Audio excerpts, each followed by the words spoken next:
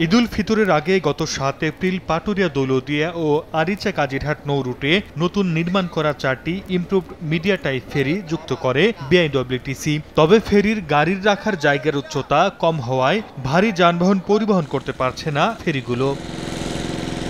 পরিবহন সংশ্লিষ্টরা জানান, হাইলোড ও কাভার্ড ভ্যান পারাপার করতে পারছে না নতুন ফেরিগুলো। এ কারণে বড় গাড়ি পারাপারে কোনো উপকারে আসছে না। এই গরিব ফেরির হাইট কম, আমাদের গাড়ির হাইট হচ্ছে বেশি, যার কারণে আমরা উঠতে পারতেছি না এই ফেরিতে। হাইলোড গাড়ি ভিতরে ঢোকে না, সামনে আনা লাগে, কাটকুট করে ঢোকানো লাগে, মানে অনেক সমস্যা আমাদের এই ঘাটে আসলে। নতুন ফেরি নির্মাণ পরিকল্পনা সঠিক হয়নি, এ কারণে ফেরিতে গাড়ি সাজাতে বিপাকে পড়তে হয় ফেরি সংশ্লিষ্টদেরও। উচ্চতা আরো বেশি থাকে গাড়ির, ফলে ঢুকবে না, বাইর হবে না।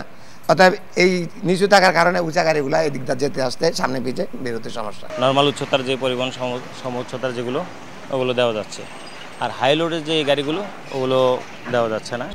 1, 2, 3 ঢাকায় জমি জিতে নিন 100% ক্যাশব্যাক সহ 20 কোটি টাকার পুরস্কার।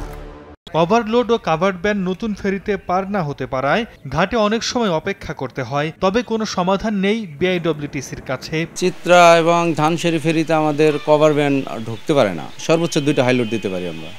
তো এই 2টার বেশি হয়ে গেলে তখন দেখা গেছে আবার পরবর্তী ফেরির জন্য অপেক্ষা করা লাগে। বিআইডব্লিউটিসির তথ্য মতে নতুন প্রতিটি ফেরিতে 10 থেকে 12টি যানবাহন পারাপার করতে পারবে।